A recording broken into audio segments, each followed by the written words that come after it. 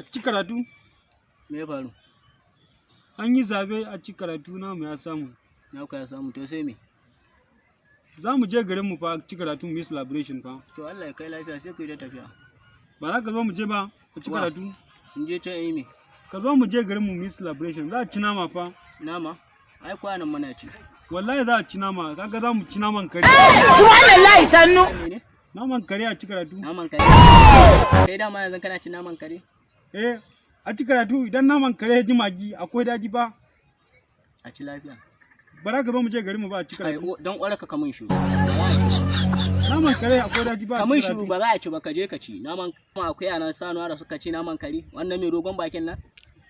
Karen kake zagi Achikaratu. An zage kare, uwar kare. Uwar kare? To kai ma uwar afiya. Wa. Wallahi gobe za mu tafi Dubai.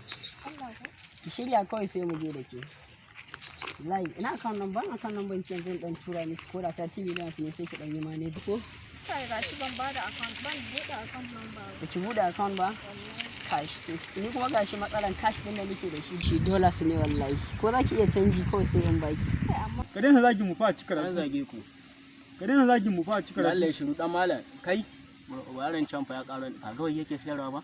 Sai Achikaratu wancan ta malam ne. Wallahi shine dai iska ka ganshi sai wani wallahi zai Achikaratu yau ba sana'an gawayi kenan. wallahi yau ba sana'an gawayi ina da shi sai da wallahi zai ci ya samu yaro mutane sai kare yake ta mai. wallahi maga mai gaskiya wallahi. Ha ba Achikaratu mu tashi mu je mu ga mai yaro gaskiya ba. wallahi mu ji na rantsa zai iya cutar ƴan mutane. Zai iya cutar.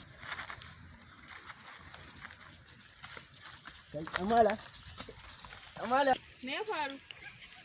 wallahi dan malam fa wallahi ya zama celebrity wallahi da kaya. Wannan suwaye? wallahi wannan waya Kai malam mu ne masu gadi. wayan Ali ne dazun da ya same da yace same chai a shagon gawayin shi. Dan malam shi da malam. Dan malam ta sami yare mutane tana ta mata kariya. Ke baki gane shi wani wallahi shine mai sayar da gawayi a layin mu wallahi. Dama ƙarya kake mun? wannan abin da celebrity ke sa wai